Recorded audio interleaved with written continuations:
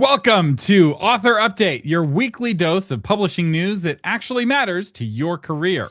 Happy Friday the 13th. And just in time for that auspicious date, TikTok is officially back. But the algorithm retrain could disrupt Book Talk's discoverability for months. We'll break down what changed and what you need to keep an eye on. Plus, the massive hack that maybe made your email address a scammer magnet. Amazon's shocking DRM update that lets readers download your books as PDFs. Why Bible sales hit a 21-year high as HarperCollins profits dropped, and ChatGPT has added ads. Yay. Also, Brandon Sanderson's viral speech and why authors are the art, not the books that they write. And then we'll talk about everybody's favorite thing for the past week, the Super Bowl halftime show. But that's Zeitgeist. So first up, TikTok has been officially unbanned. The long saga of the TikTok ban has finally ended. The USDS joint venture LLC officially launched as a new American majority-owned entity, completing a deal that keeps the platform running in the United States for its more than 200 million users and 7.5 million businesses. This has finally come together after a year of legal limbo. Congress passed the Protecting Americans from Foreign Adversary Controlled Applications Act in 2024. President Biden signed it. Go ahead. I wish they were as effective at passing laws as they are at naming laws. They are so good at naming laws. It's like reading a Royal Road title. So this news went under the bandwagon because I think right around the time this happened, we yoinked the leader of Venezuela and it got completely lost. But this is a story we've been covering for almost a year now of TikTok was officially banned if they couldn't get a deal, and they kept getting extensions. It's kind of like TikTok was on death row, and this affected a lot of authors' marketing strategy because you don't want to invest building your platform on land somebody else owns, but you certainly don't want to invest building your platform on land somebody else owns when that land itself is under condemnation. It's like, oh, we're going to put a highway through here at some point. The plans for the highway are officially gone. TikTok is now an American company, or at least the TikTok that you interact with when you're in the United States is an American company. And so for some authors, they've been holding off on getting on TikTok because they were nervous about their information being leaked to the Chinese Communist Party. I'll tell you, if that is your concern, the CCP has many other ways of getting your information as well, not the least of which is Discord, which leaks a lot of info to the CCP because they get most of their money from Tencent, if I'm remembering correctly. But the real risk of TikTok, from my perspective, is the algorithm being addictive, and most authors fail most of the time. And there's this phenomenon called survivorship bias. So you go on Book Talk, the book area of TikTok, and you see all of these book influencers recommending books, and you see some authors, and you're like, wow, these authors are so successful. And what you're not seeing are the tens of thousands of authors who are using that exact same strategy and failing. And you get this artificial impression that the path to success runs through TikTok. I'm seeing all these succeeders, right. Everyone's succeeding because they're doing this. No, they're not. The top 1% are succeeding because you're seeing them. Now, there's another issue here is that the algorithm has shifted ownership from China to the US. So, Jonathan, what does that mean for authors who are trying to optimize their book to rank on Book Talk? So, Book Talk was using the Chinese-owned algorithm before, but now the algorithm is being retrained on US user data, which is going to change what books are actually being recommended. This will be disruptions in how content is getting surfaced. So if you were getting good TikTok engagement before, there's going to be disruption to that. Hopefully you'll still be okay. But the algorithm is learning which books to put up there. Now, if you were an unknown before, hey, take your shot, right? Now's your time to try to get the algorithm to notice you because the algorithm is learning. So more noise right now is a good thing. So as much noise as you can get about your book. If you want to try to make Book Talk work, then you need to make the noise now. You need to surge now. And those who have the most fuel or money to throw into this, we'll probably see the best results. To be clear, I, Thomas Umstattd, do not recommend TikTok as a marketing strategy. But I know that a lot of you don't listen to my advice. And if you are going to do TikTok or give it a shot, now is a good time to give it a shot because of this disruption, because this new algorithm will pick new winners and new losers. Some of the previous winners will become losers, and there's some obscure people now who will become winners. It's like buying a ticket for the lottery.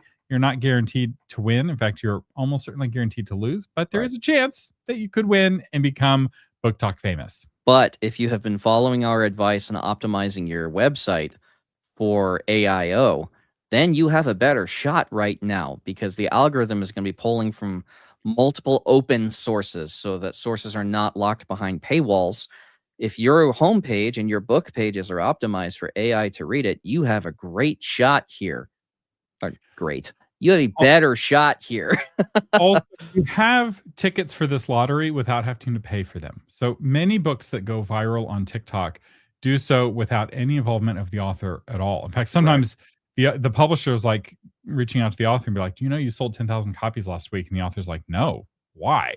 And neither the publisher nor the author had anything to do with it. Some TikToker made a video that went viral, got picked up by the algorithm, and now lots of people are buying that book. And that kind of serendipitous event has far more to do with the design of your book, how pretty it is on the outside, and the writing of your book on the inside than it does with any sort of TikTok strategy that you're using. And so go ahead.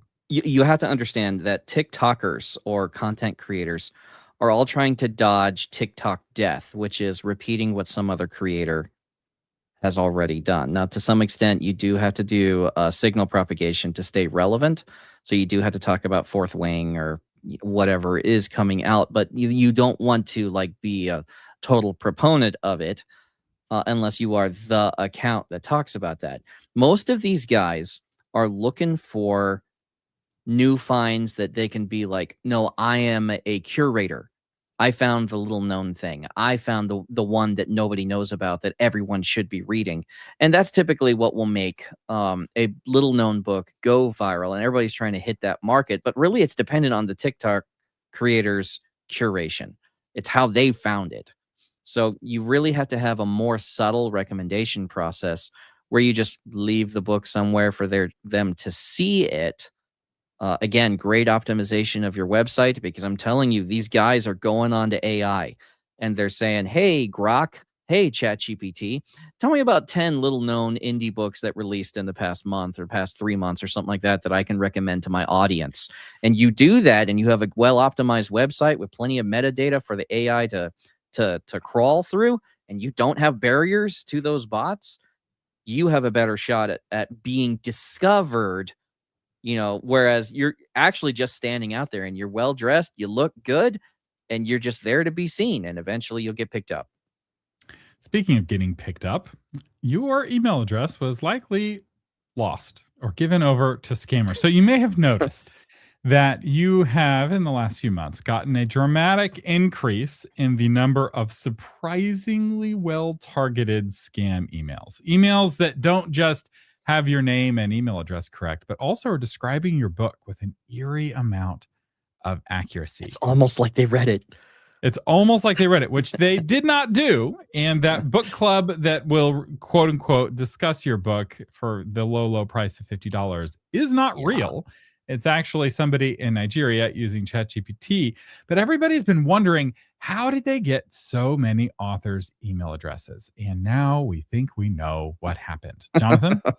So, Substack got sub-hacked. Substack disclosed a significant data breach on February 3rd, 2026, affecting approximately 697,000 user accounts. This unauthorized access occurred in October of 2025. They only discovered evidence of the breach 4 months later. This breach exposed email addresses, phone numbers, full names, user IDs, and Stripe IDs, profile pictures, account biographies, account creation dates. That's a bad one. Social media handles and internal metadata. As an Intel guy, if I had any two of these things, I can do damage. And they have all of this. Which allows them to do a kind of attack called spear phishing. So you're familiar with phishing, which is an email that's claiming to be your boss or the IRS, and you're in big trouble and you need to go get a Walmart gift card right now or you're going to jail. And a regular phishing attack is not particularly effective because it's so generic. And a lot of people kind of get the smell for them and they don't work. But a spear phishing attack is not throwing out a big generic net. It's targeting a very specific person with a very specific message. And that's what authors have been hit with. That's what I teach people to do. He did it for the United States government in military intelligence. We don't always explain this that is such episode. Bad stuff for someone like me to have. Bad actors, and there's a lot of these in Nigeria. A lot of these scams are actually being run. It's like the newest version of the Nigerian Prince, but instead it's the totally not Nigerian book club or the totally not Nigerian literary agent. Or I saw a version claiming to be Netflix offering movie deals.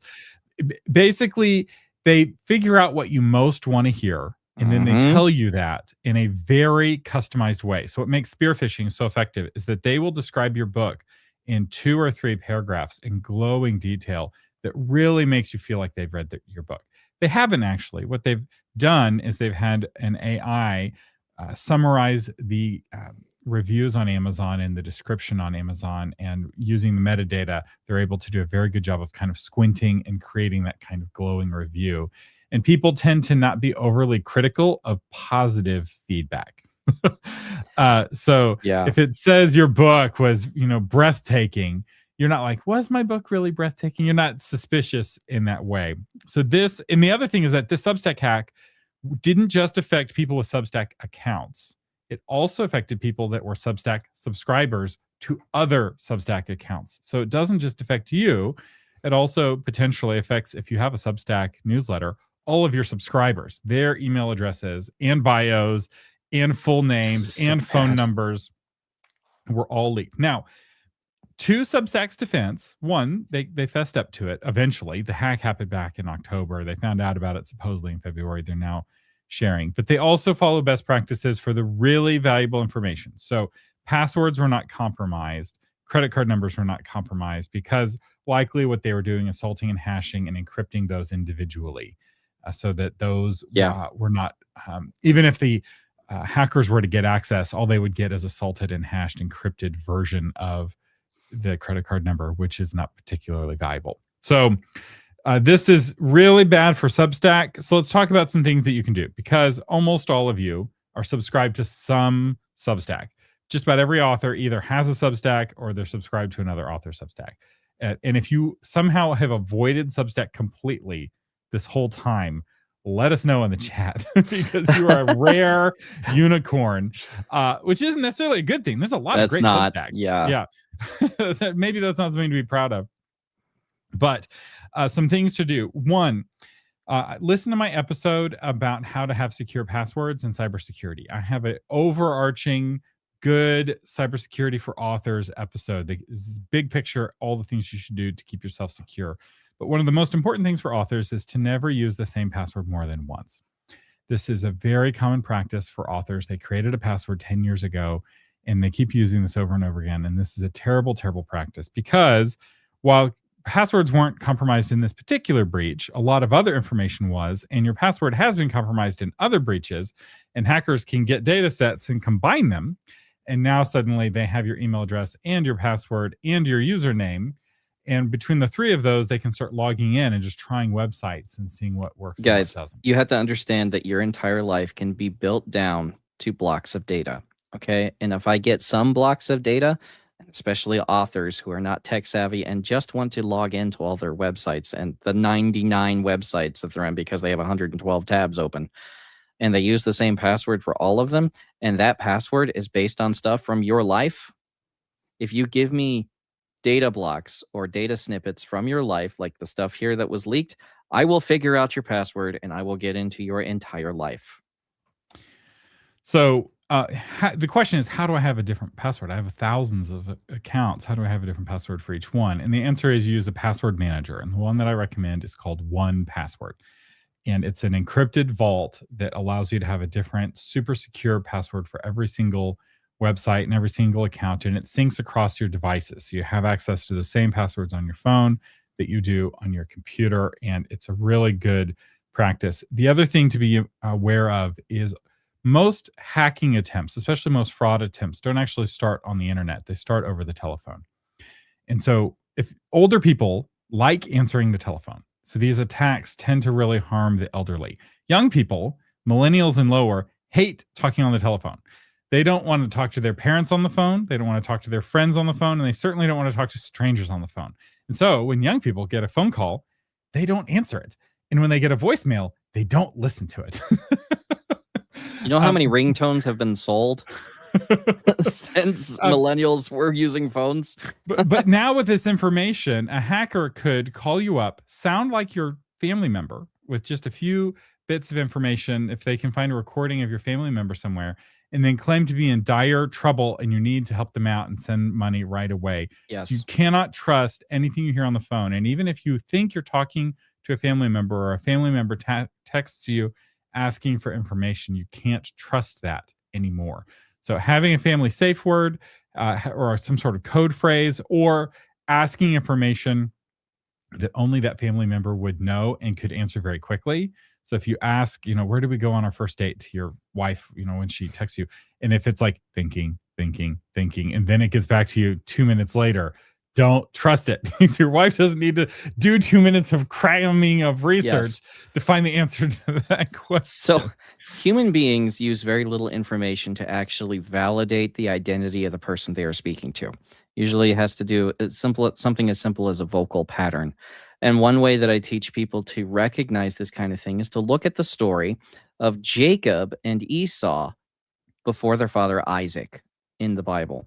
What did Jacob need to do to get the blessing from Isaac, who had bad eyesight? All he had to do, he didn't even need to sound like Esau. The Bible does not say he altered his voice, although he probably did.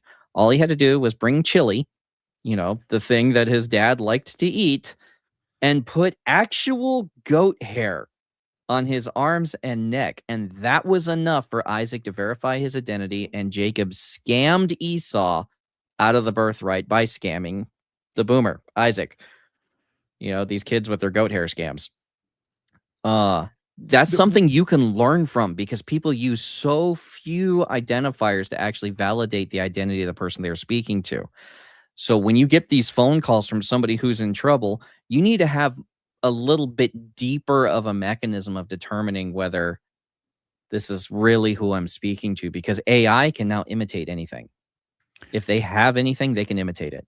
Also, real life is so valuable. Connecting with people in real life, almost all of these scams fall apart if there's any sort of real life interaction, because the Nigerian can't actually appear in real life. And if they do, you can see who they really are. And so, and the other thing is to watch your emotions.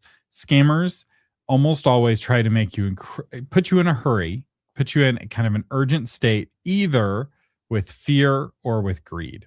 And they try to make you very afraid that some bad thing is going to happen. And so anytime you're afraid, you just need to turn off the phone, turn off the computer, and go for a walk. Get control of your emotions, and the spell will be broken. But they're going to be like, no, you cannot get off the phone. We're going to have you arrested right away. You've done some terrible thing. So to be careful out there. Substack needs to get their operations in order and do better security. The reality, though, is these kinds of hacks happen all the time, and a really good security is to keep separate passwords. And speaking of security, Amazon KDP. Everyone lost their minds over the Ask This Book feature, which I thought was a very minor feature. And no one lost their minds over the download your book as a PDF or EPUB feature, which allows users to upload your book to ChatGPT and ask questions of it there. Jonathan? Or anywhere else at all. Like, it's a PDF. Like, yeah.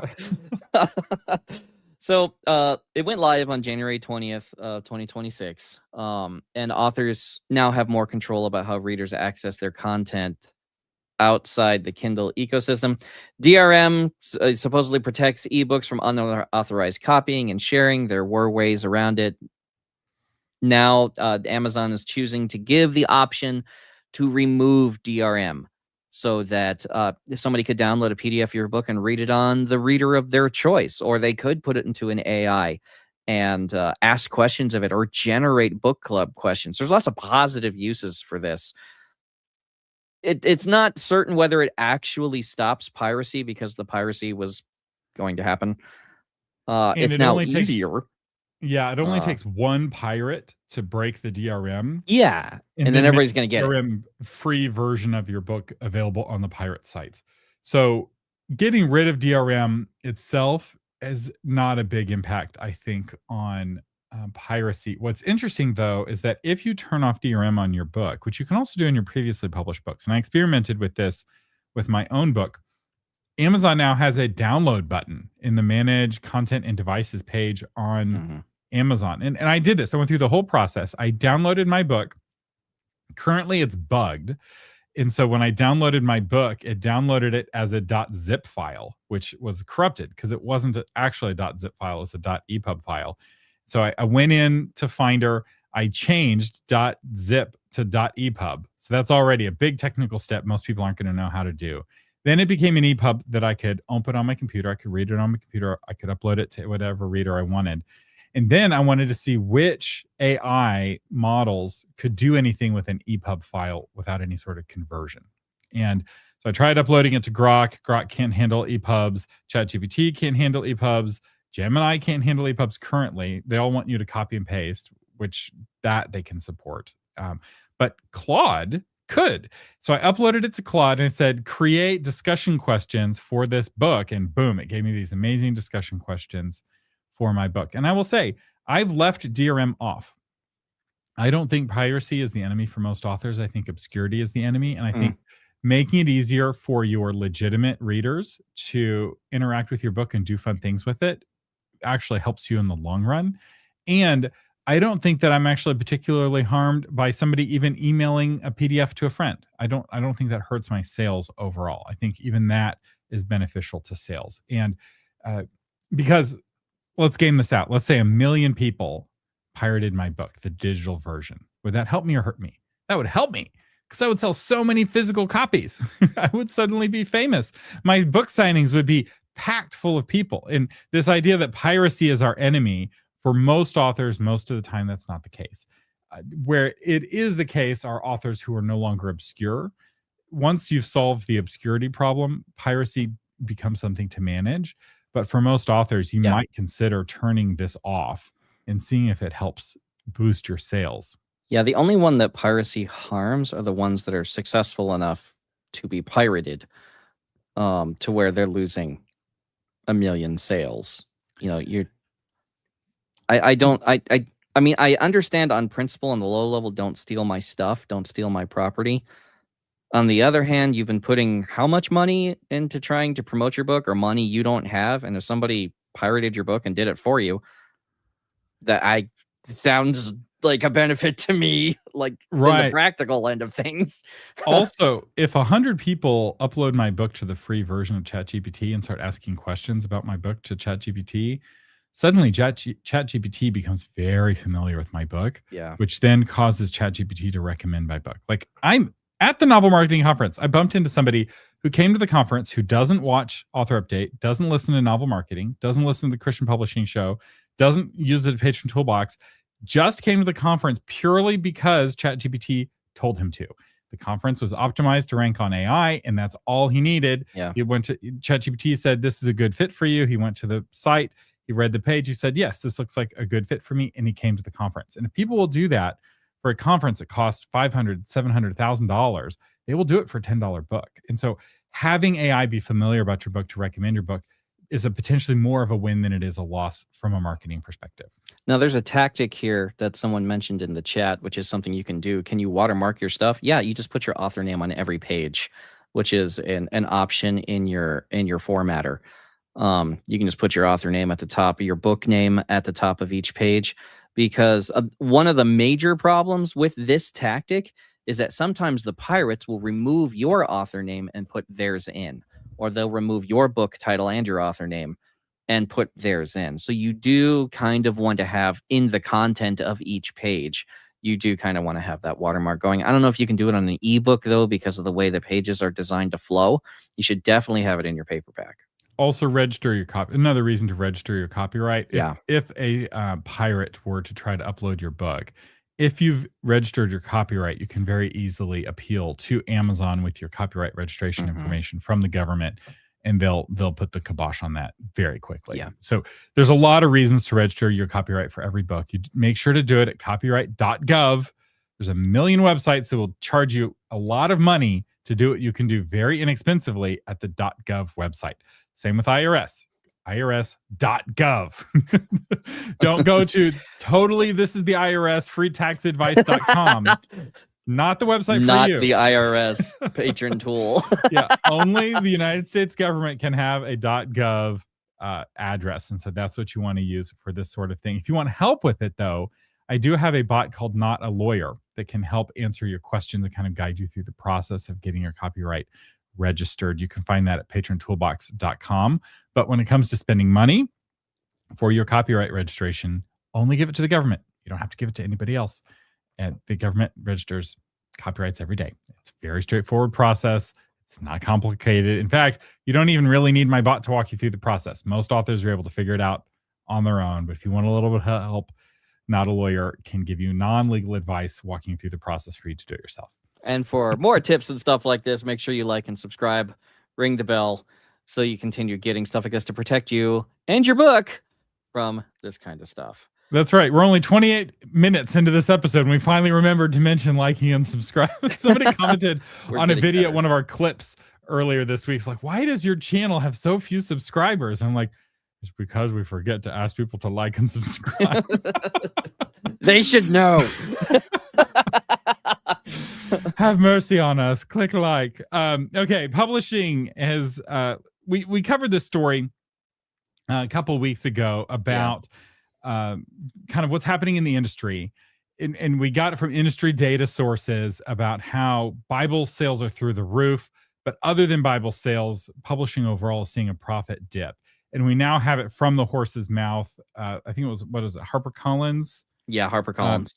HarperCollins just had their quarterly report, which is really useful because there's most of the big publishers are either privately held or are a part of an even bigger conglomerate. Yeah. And so you don't actually get very granular info from the quarterly reports, because if you're just one business, they're stealing numbers from this guy over here, you know, or just attention, because there's only so many minutes on the quarterly call. And if the analysts are asking questions about Fox News rather than about news, which I forget which of the big publishers is owned by News Corp.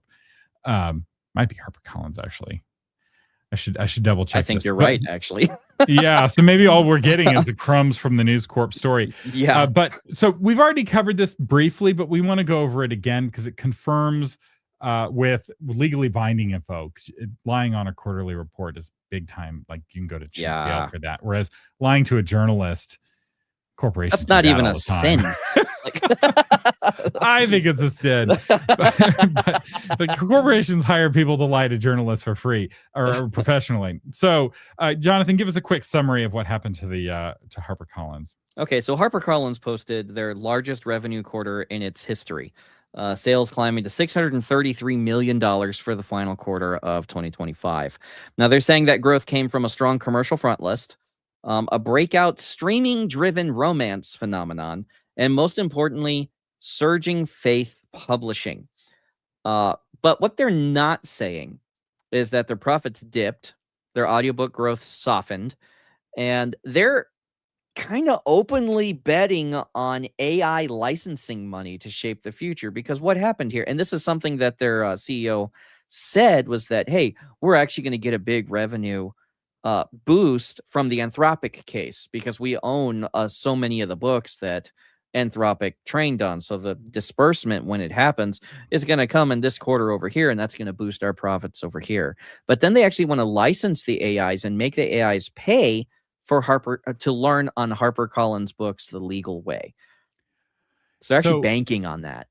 But the thing is, that doesn't solve the long-term systemic problem that overall traditional publishing sales are down and they're losing market share to indies every single month. And we're going to be covering this in the Zeitgeist segment. It's not just happening to traditional publishers. It's also happening in indie music, which, spoiler, we had 2 halftime shows. Lots of drama there. We'll get into the drama, lots of cultural things. But 2 of the songs in the top 5 right now are from independent artists who are not in either halftime show. So the traditionally published music is unable to compete with the indie music, despite the fact that the traditional music is getting massive boosts. So there's some really fascinating things where these big corporations are losing a lot of their influence. And we're seeing that here.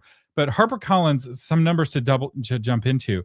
They sold 19 million Bibles in 2025. HarperCollins has unique exposure to the Bible market because they control both the NIV translation and the NKJV translation, which are 2 of the top 5 translations. The NIV used to be the most popular translation. It might still be.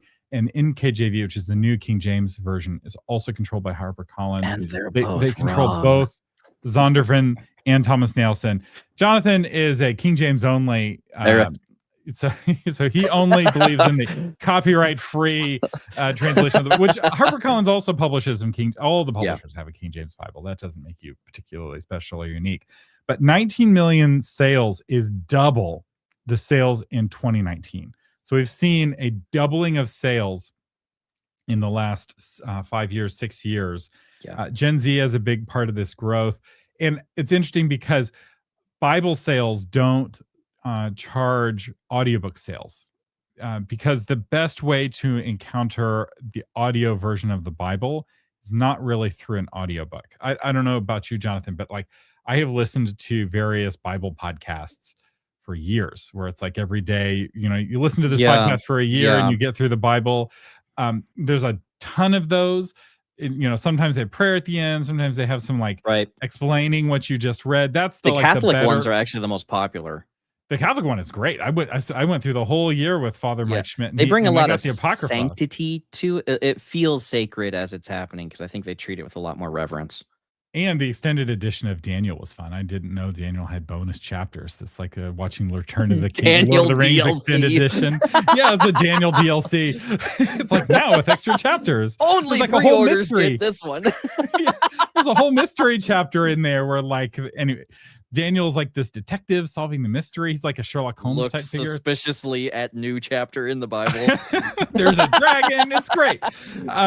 But from a book publisher's perspective, the while you might buy the audiobook version of like one of these Bible translations like the NIV, you're not going to buy multiple copies.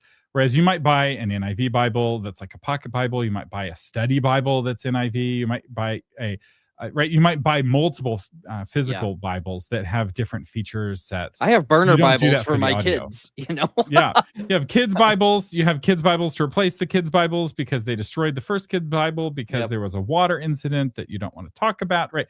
So physical sales can keep happening, but that audiobook and that ebook sale of the Bible don't work well because the ebook also, what's the best way to encounter the Bible through an electronic medium? It's not through the Kindle. It's a terrible way to read the Bible. It's through one of the Bible apps where you can go straight to whatever verse you can kind of jump around. So now, the timing of this report is also a big deal because what happened at the beginning of the last quarter of 2025 that spurred this Gen Z interest in the Bible?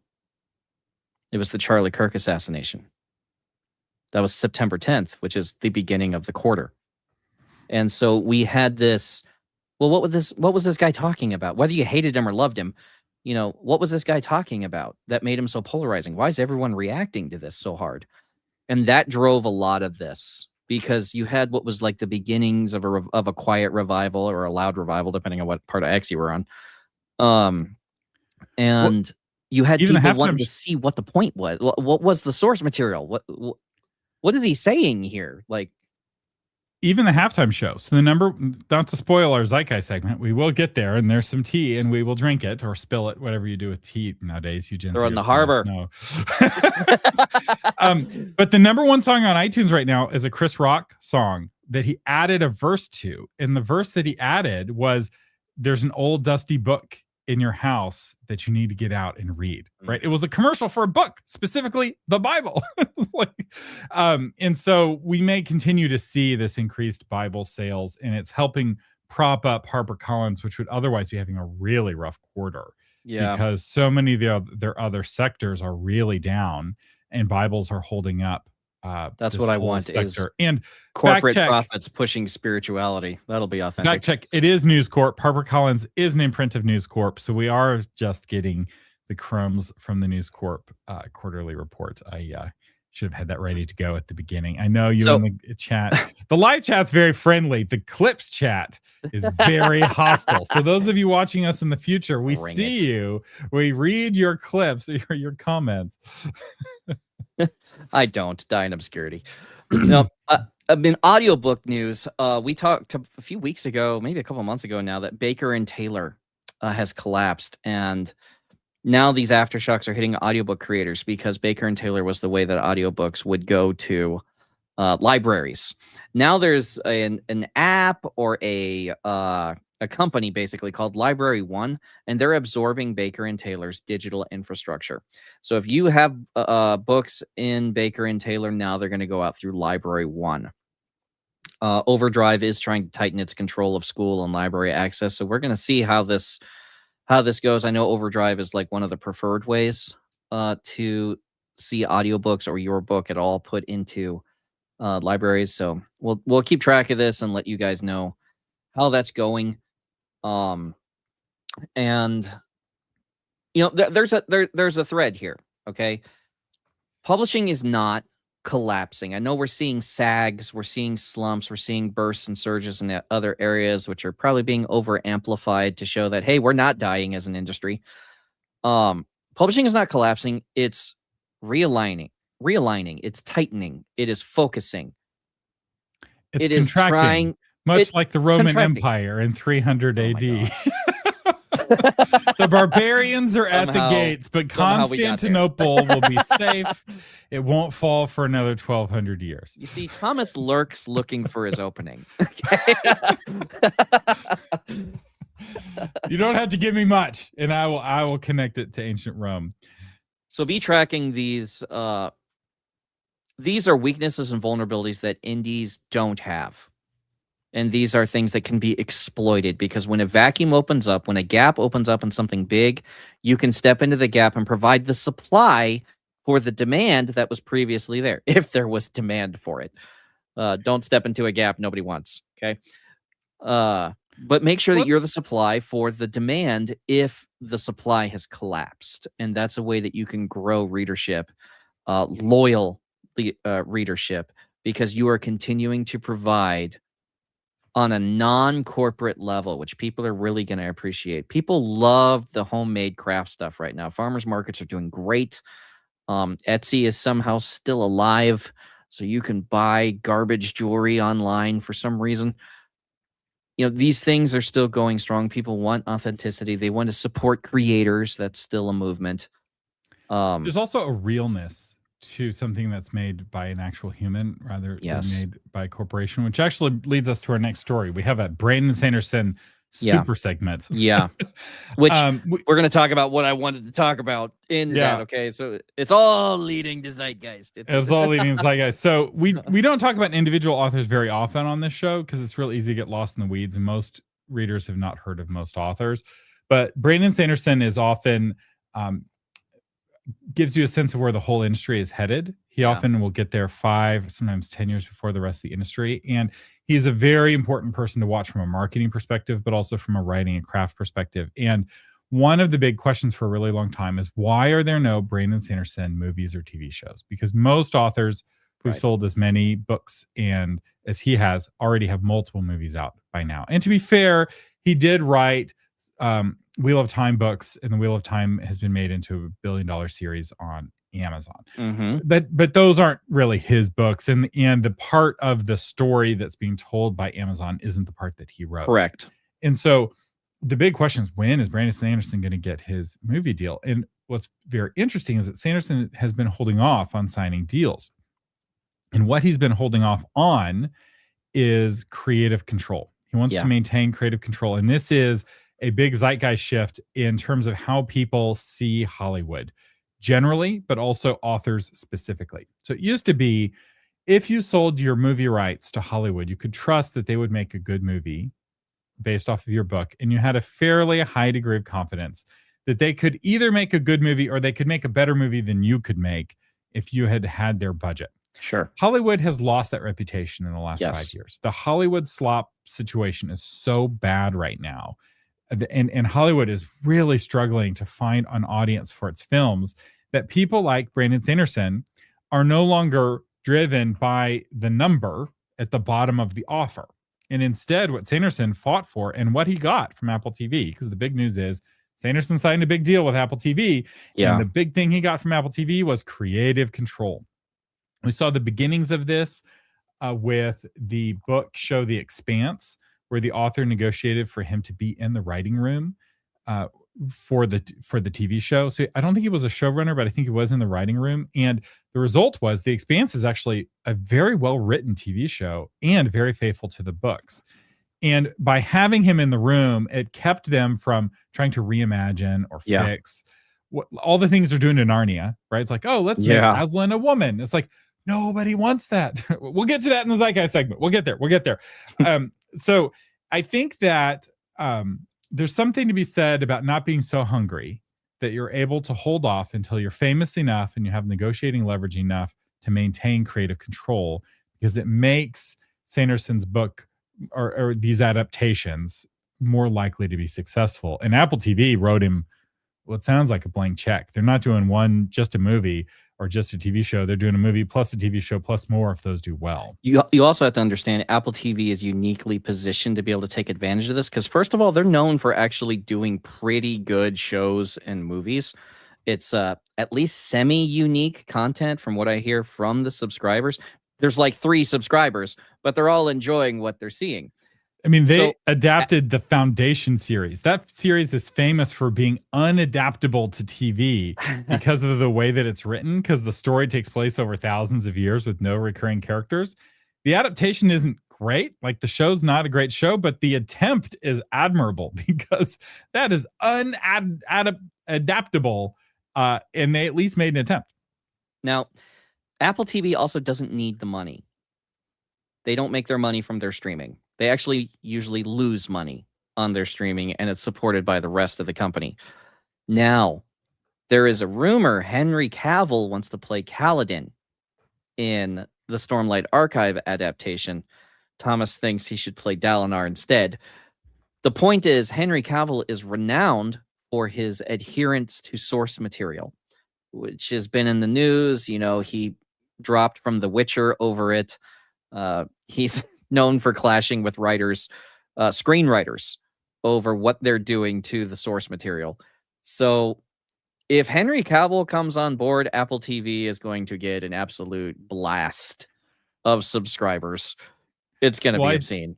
I still think he's Dalinar. I agree with Xavier. He's more likely to be a Kelsier than a Kaladin. He's not a Kaladin. Stop trying to make Kaladin. I know everybody wants to be Kaladin. And of course, Henry Cavill wants to be Kaladin.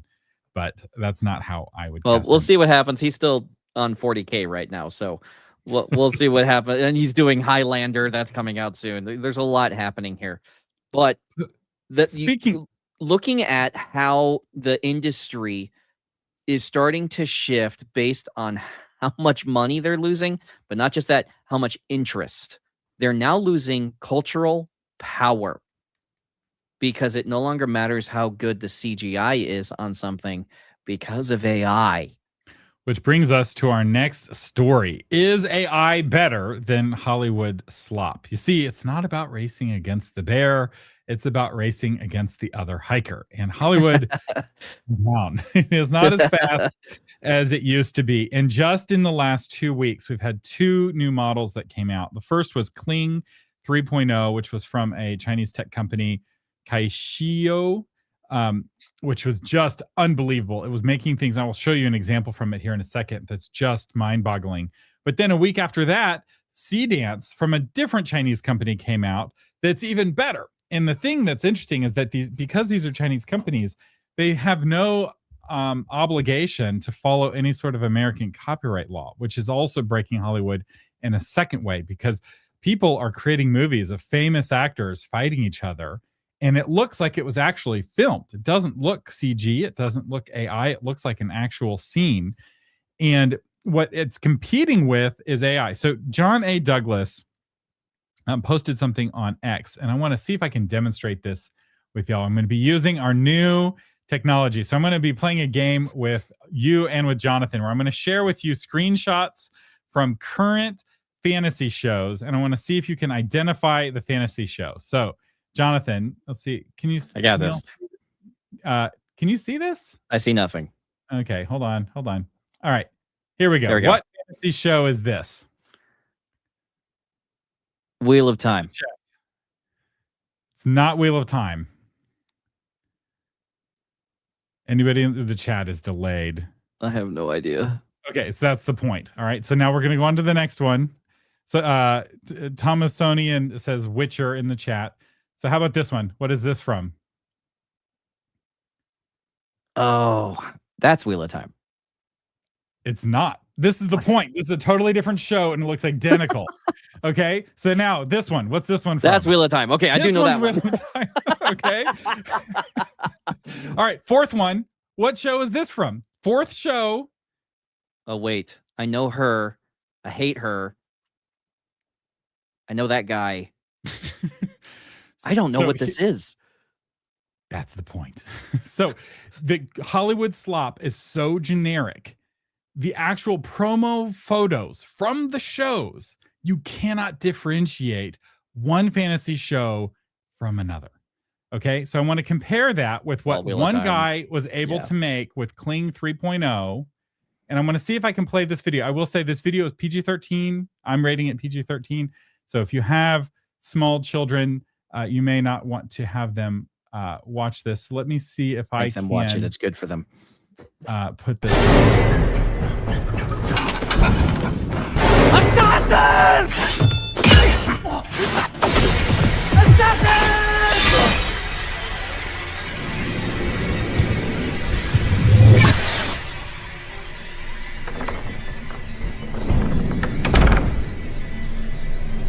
You there! Go on now. This is the King's chambers. But what are you waiting for?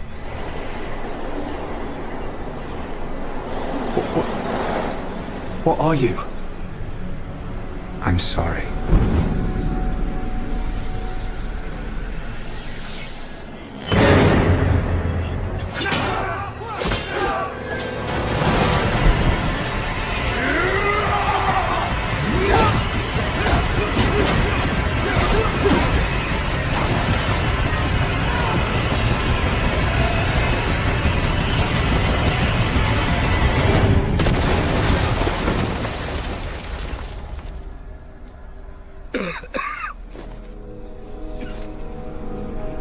Tell my brother. He must find the most important words a man can say.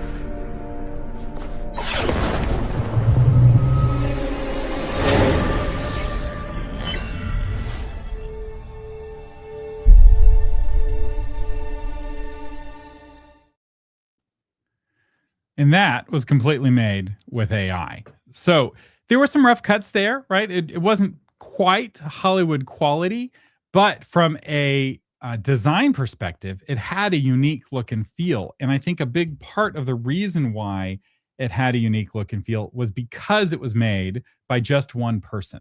So the reason why all those Hollywood slop screenshots were so similar was because it was all designed by committee, and designed by committee gives you it's usually the same committee. It's the same slop every time, and it becomes indistinguishable. But now you as a human could, with your own book, use these tools, Kling 3.0 or Cdance 2.0, and make a trailer or even a cinematic full-length video of your story with that level of production quality. Right. And the rate of improvement of these tools is going up exponentially. So the improvement just from this year to last year is really different. Like just last year, Will Smith couldn't eat spaghetti, and now he can eat spaghetti and do kung fu. So And one thing that this tool would be good for is pitching your book as a movie, because that's something that happens in the Hollywood thing is they don't expect really nice trailers to come to them. There are submissions to them which are really rough, a lot rougher than that, even on the acting, where they will submit, hey, this is what the concept for this movie could look like. And you got the submission out of that. And that's what producers will look at and they'll be like, I could make this happen. And now with AI doing this, I mean, you've got book trailers, you've got ads, you've got website content, you've got all kinds of cool things. I did the Grok thing where you animate your book covers and people are like, oh, that's cool. I'm like, yeah, read the book. Like, that's what's in the book. And the cost differential, this isn't like half the price of Hollywood or like 10% of the price of Hollywood.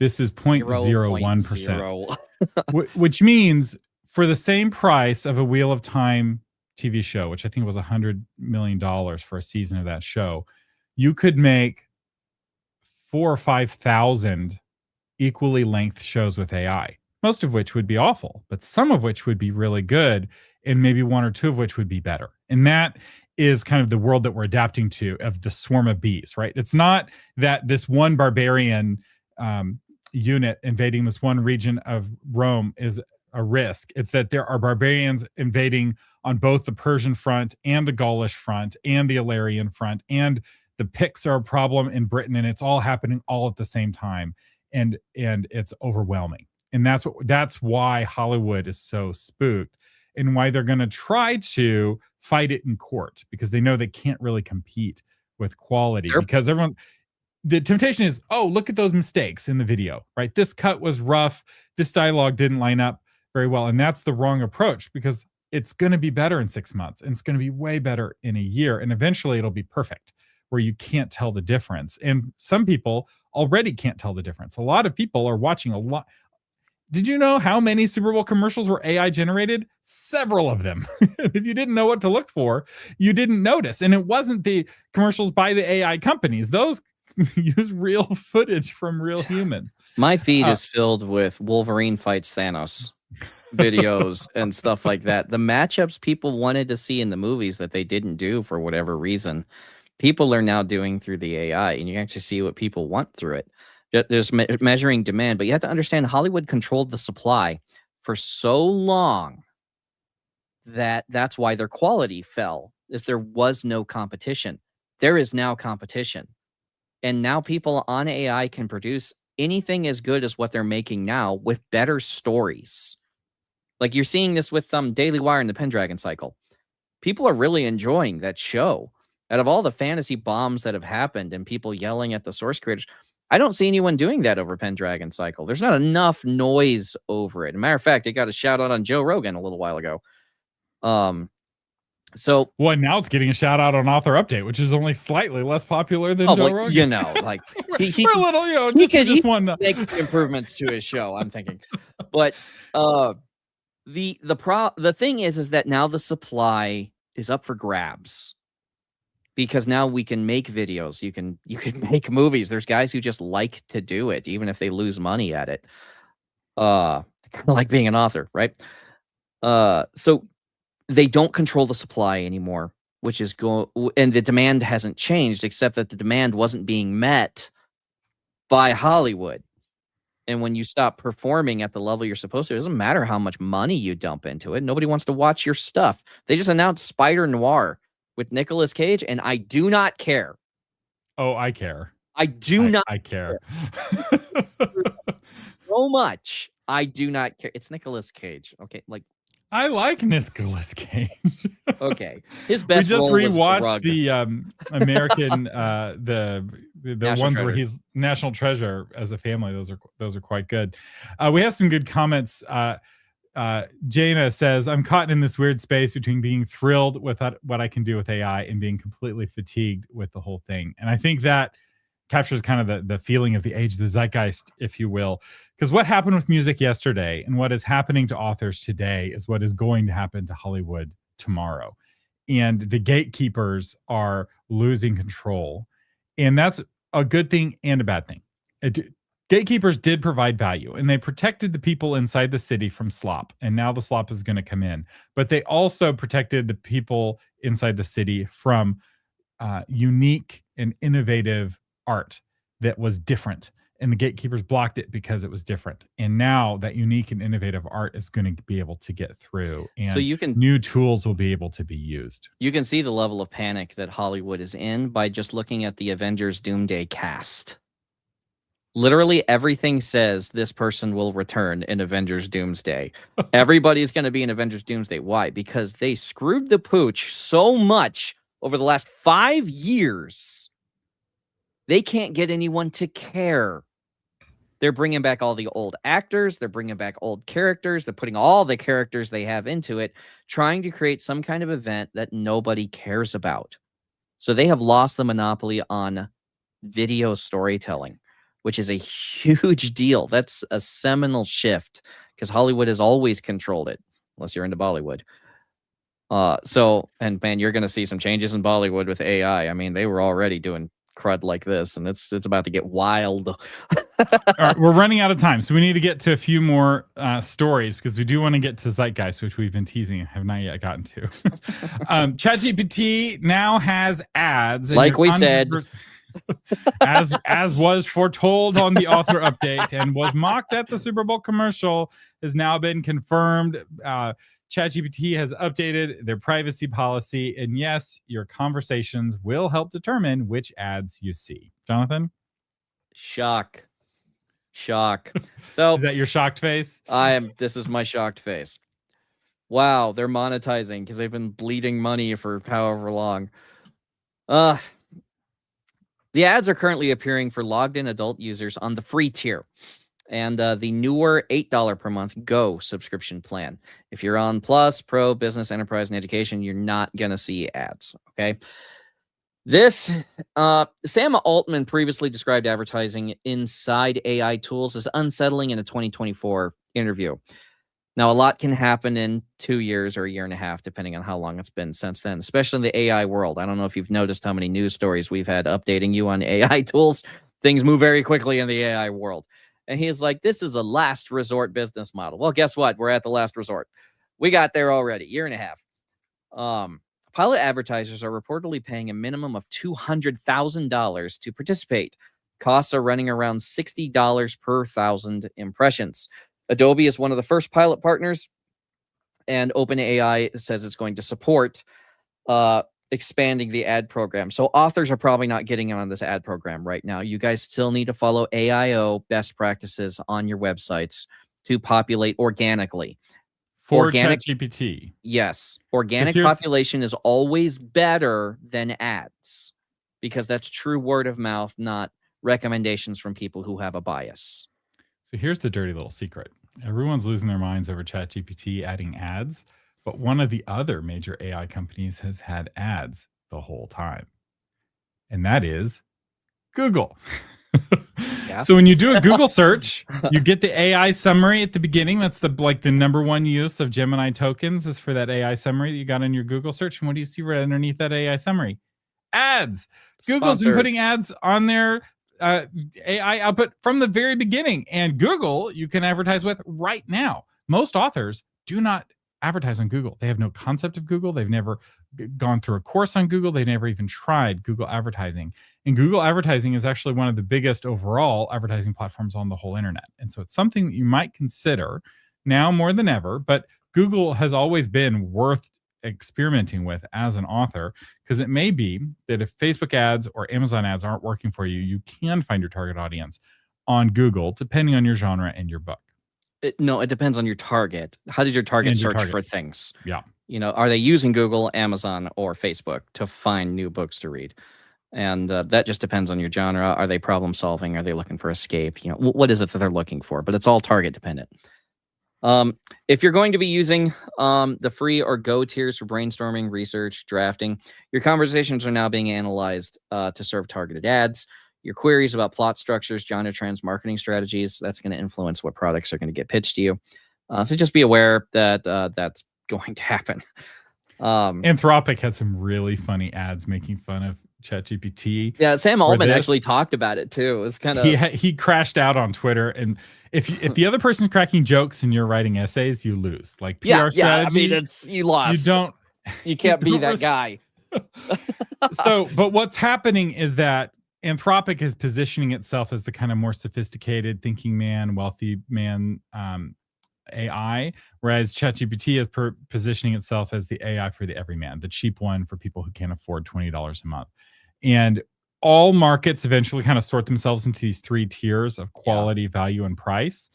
And Anthropic looks to be going for the top of that pyramid, the quality. They're looking to be Lexus, and ChatGPT is looking like it's going for that mid to bottom tier. It's like a Toyota or a used Toyota in terms of its market positioning. And this is inevitable. It happens to every industry. And it is interesting. I will say I'm getting Claude pilled. Like I have been using Claude more and more each week than the previous week. Partly because Grok needs its new update, and Grok 420 isn't out yet. I'm hearing really good things from like the benchmarks on that, but that's not available to normal people yet. And until that happens, Opus 4.6 is just amazing. I've been using it more and more for what it can be used for. But let's talk about no ads on Anthropic. Let's talk about now what AI shouldn't be used for. And Brandon Sanderson brought up a great point. We are now moving into our Zeitgeist segment. We're finally an here. hour in, and now we're getting to Zeitgeist. Okay, we're now going to talk about all the things we built up to.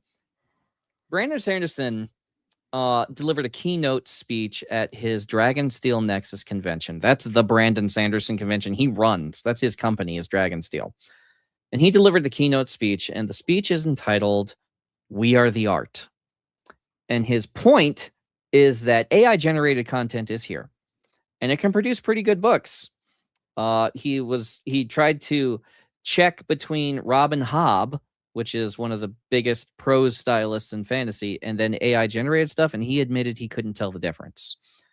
But he said something very interesting, which was the journey must take place before the destination. And he talked about his process. He talked about like 6 bad books that he wrote that were all necessary to make him a better author. His 6th book was Elantris. Okay, but the ones before that are awful. They're terrible. He admits it. Like, I mean, he started when he was 19, and his books are terrible. Did he publish these? I don't know. I don't know if he said he wrote them or not, because the author media way is to not publish your first book. And so he did not do that, obviously, because Brandon Sanderson obviously follows the author media way, except on his website. And or maybe the author media way was adapted by observing Brandon Sanderson. The novel marketing method has been derived from observing successful behavior. But his point was that AI could have written better books than he could have at that time, and they might have done better. But Brandon Sanderson wouldn't be Brandon Sanderson without those bad books that he wrote. And the point is that the journey matters more than the destination. And I made this connection in my head when I was hearing this, which is, the Marine Corps could hire robots or build robots to run obstacle courses and to storm beaches, but it wouldn't make good Marines. And you're not going to get good warfighters when you replace them with AI, with machines. You need the hard parts of the training to make you who you are. You need all this stuff to make it. I had a gunnery sergeant tell me one time, you know why your life sucks? You know why being in garrison is terrible and why we make your life terrible when you're back here not doing anything? We make you clean stuff and we yell at you and we do all this stuff because by the time it comes for you to meet the enemy, you're so excited to finally go do Marine stuff that you're the most lethal thing on the planet for those 25 seconds that the enemy's in contact with you. The journey matters. Writing your own book matters. Solving these problems on your own matters. And now there's workflow efficiency stuff that you can use AI for. But the easier you make something, the less hard it is. And when something is hard, it makes you better when you overcome it. Am I being clear? I feel I don't know if I'm being clear.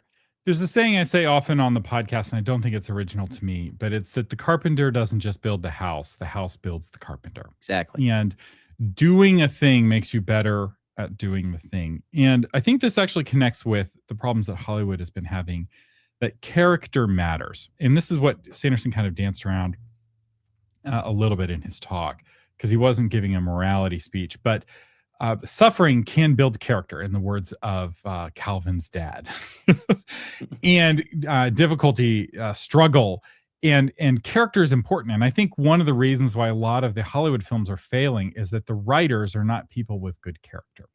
They're not people with clear moral compasses. It's why we're seeing so many protagonists that are villains, because their moral clarity has been so clouded that they can't tell the difference between good and evil. They can't tell the difference between heroes and villains. They think that there's no right and wrong. It's just a matter of perspective.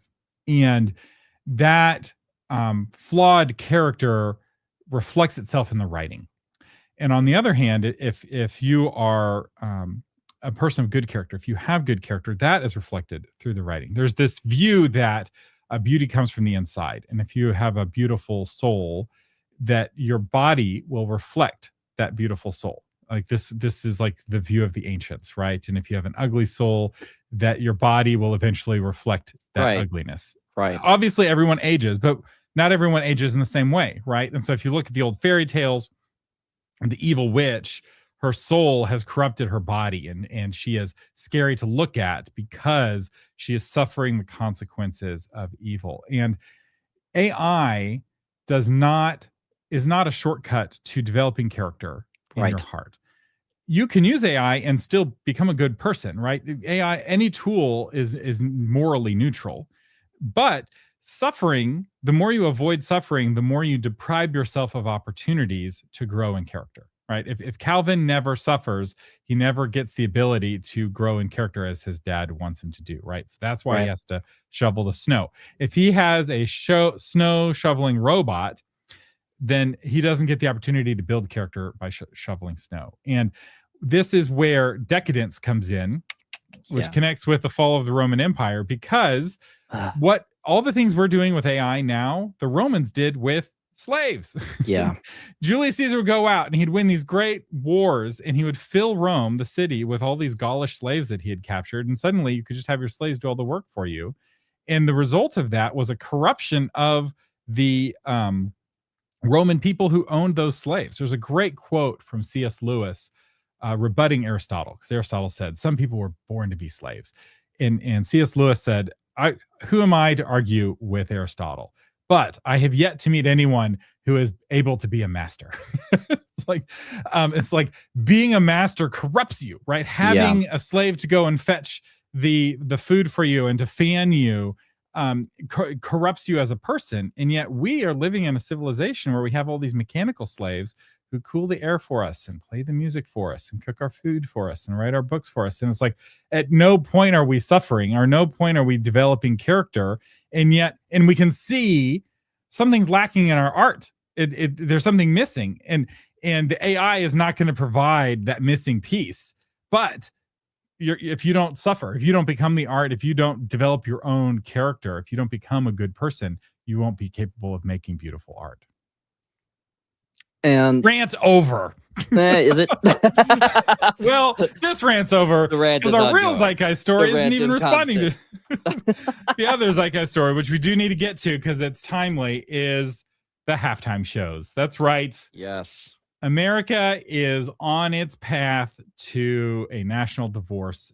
We're not there yet, and it may be a generation away, or it could be a year away.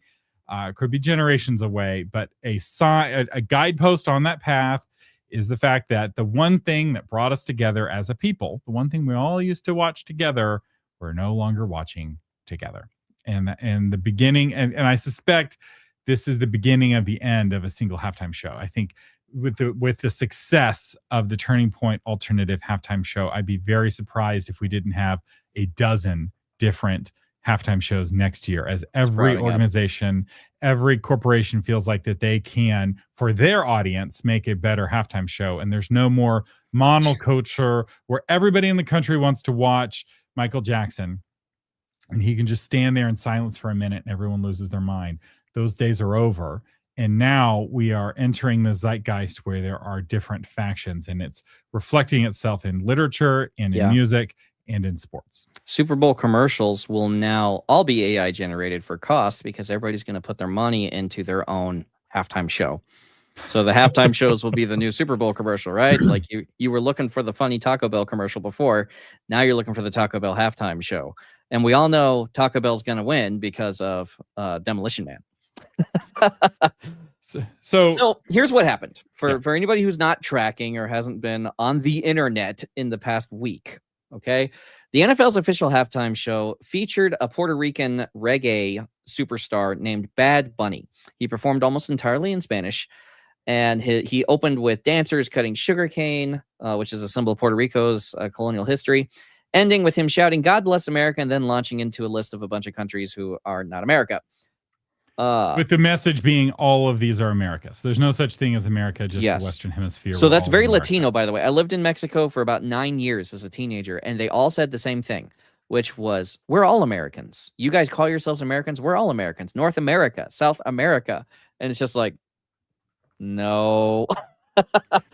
Well, it's a political statement, right? It is. People who live in Estados Unidos de Mexico, United States of Mexico, see America as, or Mexico as America, and people who live in Estados Unidos de Americano do not, right? So who owns that word is a point of political debate and disagreement across borders. So let's look at the numbers of who watched what then, because Turning Point USA put on their own halftime show. And so we need to see the numbers of what's happening here. So Samba TV, this is where the data came from. Samba TV measures actual smart TV households using an automatic content recognition technology on about 50 million devices. And that's a lot of devices. So that's if a lot. You've ever wondered, why is my smart TV so cheap? It's because your smart TV is selling your watching data to Samba TV and others. Because they sell advertising, because it's not just us looking at this data, it's the advertisers who are looking at this data. How many people left your show to go watch a show on YouTube? And that affects ad revenue and ad costs. So this is why this data is important. The Samba's numbers were 48.6 million U.S. households that they tracked, watched the Super Bowl, which was down from 13% from last year's 55.9 million. That doesn't mean everybody who watched the Super Bowl. That's just the one the Samba tracked. Now, of that number, only 26.5 million watched Bad Bunny's halftime show, the official halftime show, which is down 39% from the previous year. It means that 22 million households, that's not people, that's TVs. All right. How many people watch a TV for the Super Bowl? It could be between 1 and 30. Oh, I hope it's never 1. Watching the Super Bowl alone has got to be. There's supposed to be snacks. There's supposed to be like, it was a whole cultural thing, right? Yeah. My YouTube feed, because I love cooking. I love cooking shows on YouTube, is full of the Super Bowl snacks to impress your party that you're having. Means 22 million people turned off the Super Bowl when the halftime show started. Yeah. They turned it off. They went to a different channel or they went to YouTube. That's not a blip. That's a trend. It has been happening for several years. So where did they go? Well, it looks like about 6 million of them went to the Turning Point USA because that was the peak viewership on YouTube. 6 million of the TVs. Yes. Yeah. Okay, so that could be, again, that's between 1 and 30 people, however many people you can cram into a living room. Now, another thing we need to point out, that 6 million number on YouTube is not the total Turning Point audience, because it was simultaneously streamed on Rumble and Daily Wire and a bunch of other Again, this is not the totality. Right. And one of the reasons why we're not sharing the Nielsen numbers, because when I was first putting the story together, Nielsen had these really inflated numbers for the Super Bowl. Nielsen just changed their way of tracking ratings like a few months ago, which makes it impossible to compare the current numbers to previous years. And it makes the Nielsen numbers basically garbage for this particular analysis. And the Samba analysis is way better because they're actually looking at what actual TVs are doing. And you can do an apples to apples comparison between 2026, 25, and 24. Now, this may sound strange to our Gen Z viewers. Like, who cares? Why are we prioritizing this? And that's because you don't understand what it was like when I was a kid.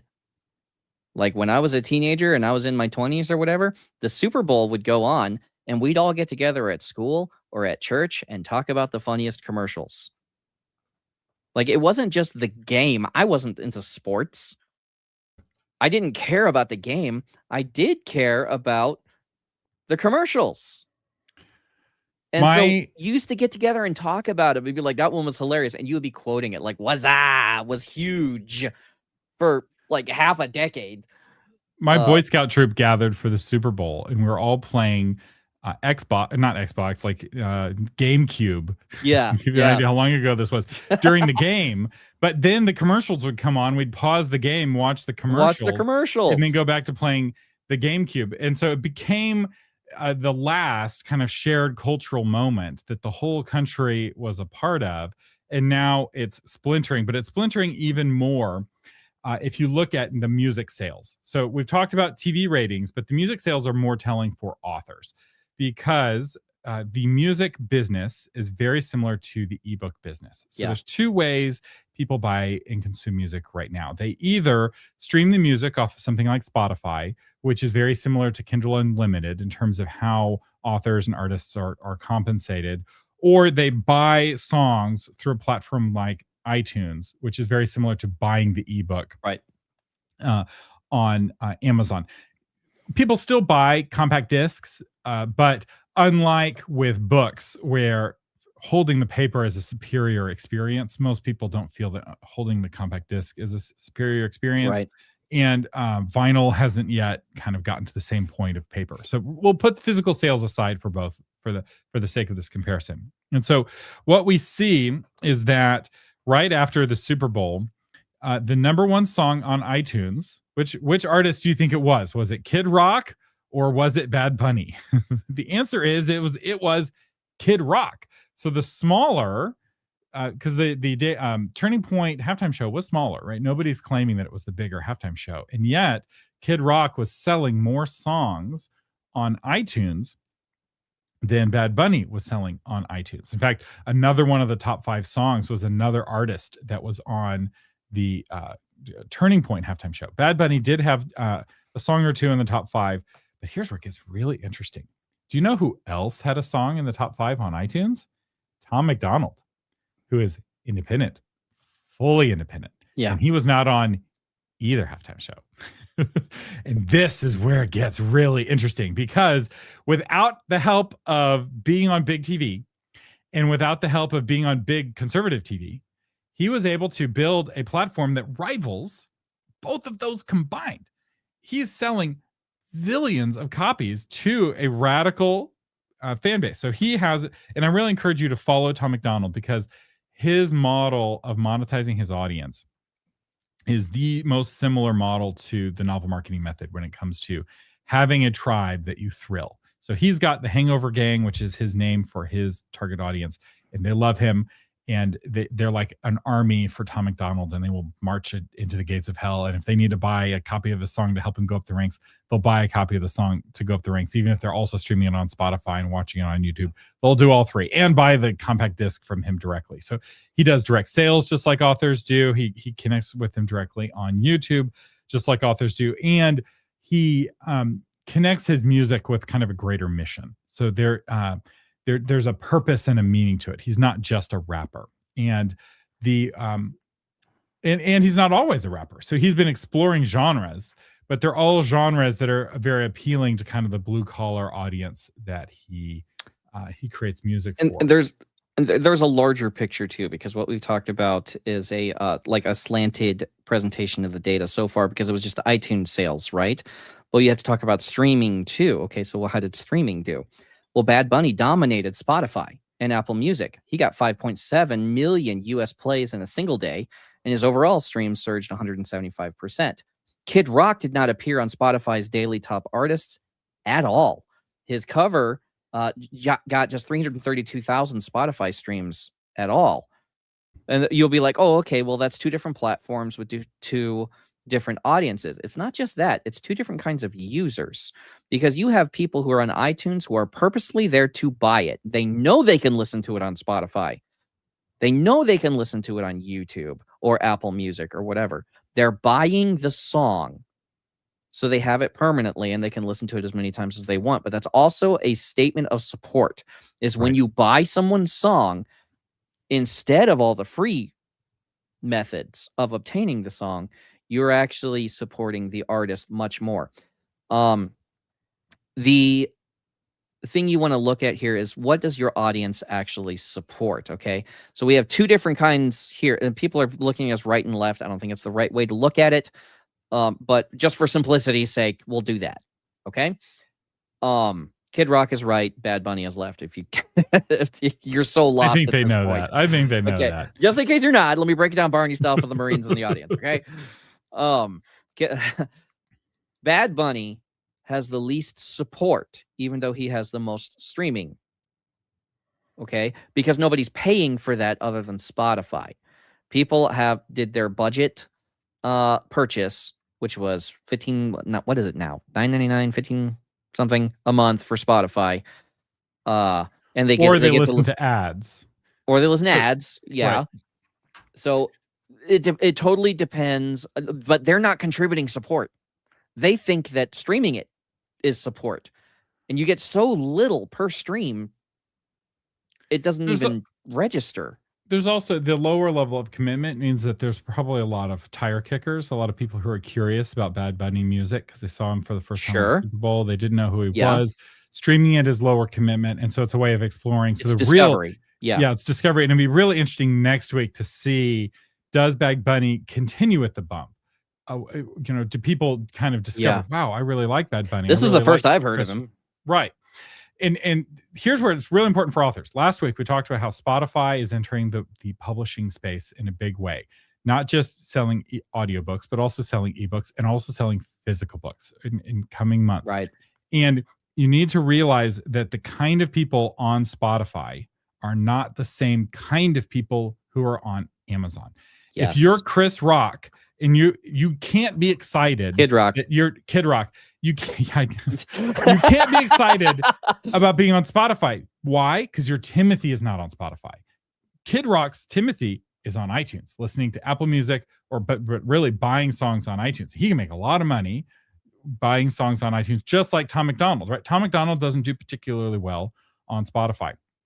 He does okay, but he doesn't do great. Tom McDonald does really well on YouTube, which is another strategy that more and more authors are using, where they're taking their audiobook, they're putting it on YouTube, ads get inserted from time to time, premium YouTube subscribers are streaming them money, and they're making sometimes more money from YouTube than they're making from Spotify, and sometimes more money from YouTube than they're making from Audible. And so knowing where your audience is critical, because you get that magical moment where suddenly everyone knows who you are, right? Everyone in the country knows who Bad Bunny is. Everyone in the country now knows who Kid Rock is. There's a lot of people who didn't know who he was up to this point, but all of the buzz with the dueling halftime shows, now he's getting a lot of buzz.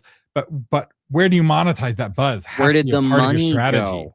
Like, what was the pathway the money followed? And that's something to remember when you guys are developing the target audience for your book, who you're promoting to. Do they have money? Or do they just want the free version of your book? You can grow your newsletter list by leaps and bounds by offering a free version of your book. And you know who you're going to get? People who want free books. And that's not a business model. Well, it can be if you're on Kindle Unlimited. I know authors who are making a ton of money from Kindle Unlimited, and they can't do a Kickstarter. Volume. Right. And that's the play, right? So how did Bad Bunny get his massive number of streams? Was lots of people streaming it a few times, because you only get a fraction of a penny for every stream. Whereas Kid Rock is getting $1 or more, or his record label's getting $1 or more when that song is purchased. Maybe not $1 more. I think it's $1.29 to purchase something like that now. It's probably getting 80 cents a song. It's an order of magnitude greater than what a stream is worth. And Tom McDonald, who's independent, is the record label. So he's getting his artist cut and he's getting the record label cut. And so the person making the most money here is not Kid Rock or Bad Bunny, right? Jana is like, can I be sad that those are the only two options? They're not. In fact, there was another, I think, independent artist who was not in either halftime show, who's also in the top. Ella Langley. Ella Langley, whose song "Choosing Texas," which is a great country song, very zeitgeisty. It was the #1 on the Billboard Hot 100. She was the first woman in country music to be simultaneously on the Hot 100 country songs and country airplay charts. And she wasn't affiliated with either halftime show. I do think she's with, somebody can fact check me if Ella Langley is with a record label or not. But there are choices, and I think it's very telling and more to the point of like our shared cultural experience is losing cachet, that these artists who aren't on either halftime show are still in the top 5. Like, what more do you need? It's like my music was played for 100 million people on the halftime show, and I still can't beat on Apple Music. It was the Apple Music halftime show, and the number one artist on Apple Music wasn't the artist featured by Apple Music on the Apple Music halftime show, right? Like, no, it was this is Apple a Music is major- the streaming side. iTunes was the other side. Okay, So- sure. Apple has not made a point of making that distinction, though. It's just the Right. music app on the. Right. They are trying to blend that and confuse that. Yeah, So yeah, I'm not going to take the blame for this confusion. And that's telling you this is a major moment, because I don't think in terms of zeitgeist previously the number one iTunes song the day after the Super Bowl, the week after the Super Bowl, is always the artist who played at the Super Bowl, but not this year. This year it was Kid Rock, and that. If you're paying attention, is a big deal. It's like a cultural bomb has just gone off, and we don't know what the fallout will be. But I will give a prediction. I think the NFL is going to have the safest, tamest, least controversial band next year. I don't know about that. So y'all can fact check us. Come back next year. Yeah. We'll see. My prediction is safe, tame for the NFL. I mean, my family's been offended by halftime shows for the last 20 years. Like, we find them all very offensive. The sexual dancing is not to our taste. Yeah. But some have been better than others. And I think the Coldplay one was the last one that everyone was like, we like them. Nobody loves Coldplay, but nobody hates Coldplay. Everybody now knows Coldplay, though. I almost want to go out on an even bigger limb and say Nickelback. They'll bring in Nickelback to play. Bring that They're back. still a big deal. They're the only band that survived. That all the memes about them being terrible kept them in. Nobody talks about it's true. The other bands from their era or from their genre, but Nickelback's still around. They're still selling out stadiums and concert venues. But the point is that the NFL halftime show is going to be irrelevant because everyone's going to have their own. I think we're heading in that direction. And somebody's like, let's have an author update halftime show. And that's kind of the point, right? Because the NFL is trying to they're not loving their Timothy, right? The core Timothy for the NFL are like blue collar football fans, Yeah. America, rah, rah. They want to And get the together. They want to drink beer with their buddies. They want to eat awesome snacks that promote America's disease, diabetes. Diabetes. And they want to get out and hang out with the boys, and they want to yell at a TV for guys in tights arguing over leather, And if you listen to the NFL talk about the whole purpose of having Bad Bunny, the goal was, we don't want to reach out to the rednecks and the blue collar workers in the city. We want to reach out to the international audience who play football, which is not like our football. And they love their football. What was that you were saying about Brazil? So I was doing research. I was trying to figure out how the TPUSA ranked in terms of all-time live streams on YouTube. And it ranked, I think, number 4 for all-time live streams. Right. But I think for English language live streams, it was either number 1 or number 2. And almost all of the other top live streams were either Spanish or Brazilian football matches. Yeah. Soccer. Yeah. So it looks like Turning Point is number 2 in terms of English language, and it was soccer. And trying to make football appeal to people who like football is not a matter of swapping out the music in the halftime show. Because if somebody doesn't like football, the music soundtrack isn't going to make them like football. But you know who you can lose? Fans of people who like football. And this is where they could learn a lot from Tom McDonald, because Tom McDonald knows who his target audience is, and he makes music for the people who already like him, and they share the word, and he's making the most money. He's the biggest winner of this whole group. Yep. And that is my advice for you as an author. Love your reader as much as you give them what they want. And give them what they want. Other people, when other idiots are making this mistake, step into the gap and offer the supply for what the people want. If you quietly write the kind of book that readers want to read, you can quietly make a lot of money. Or don't be quiet. rant and complain the whole time. That's what I do, and people like it for some reason. But whatever you do, make sure you come back next week, 4 p.m. Fridays Central Time for Author Update. We also have clips that come out throughout the week. Don't forget to like this video.